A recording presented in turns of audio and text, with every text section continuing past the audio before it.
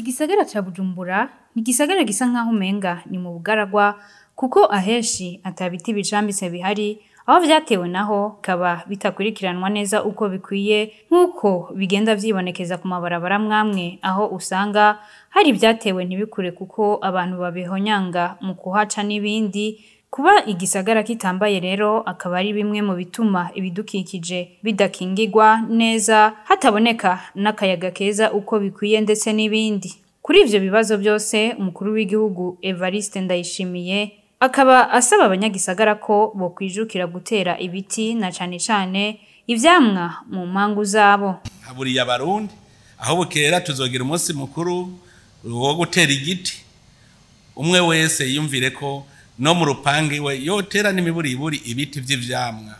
Hari ico mpora niyumvira mbe nk'ubu iyo nko muri Mutanganoro bose batera ibiti, ubu ntihaba ari shamba tuba tuhita mu biti.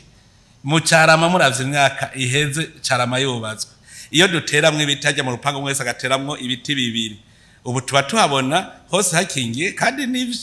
Mugabo umenga twihutira cyane ahubwo kuca tuhashira isima kugira ngo nayo amazi yose acagenda gutwara uwo hepfo. Tuze turibuka gutera ibiti birazana gatutu bikazana akayaga, noneho nko mu gisagara duteye n'ibiti vy'ivyamwa ni vyiza cyane. Turabona ni bake usanga hatari ahantu hiyaguye mu rugo, no mu bwiza ari mu bwiza cyane mu buyenzi hajya muri zirya mpango hagati na hagati urashobora guca utera y'igiti kigakura kigaca gikingira hose. None rero ku munsi w'igiti, umunsi wo gutera igiti, ahubwo turehe vanga igiti ibiti, umwe wese atera ibiti.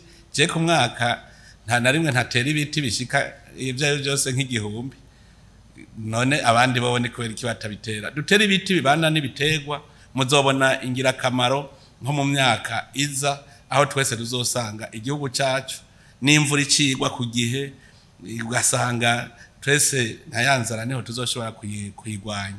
Mwomenya ko ivyo biruko mu gihe hari bisata bitandukanye vyihaye ihangiro ryo kwambika Uburundi mu gutera ibiti nka ewe Burundi urambaye, twese biraturaba, Action Ceinture Verte pour l'Environnement n'izindi.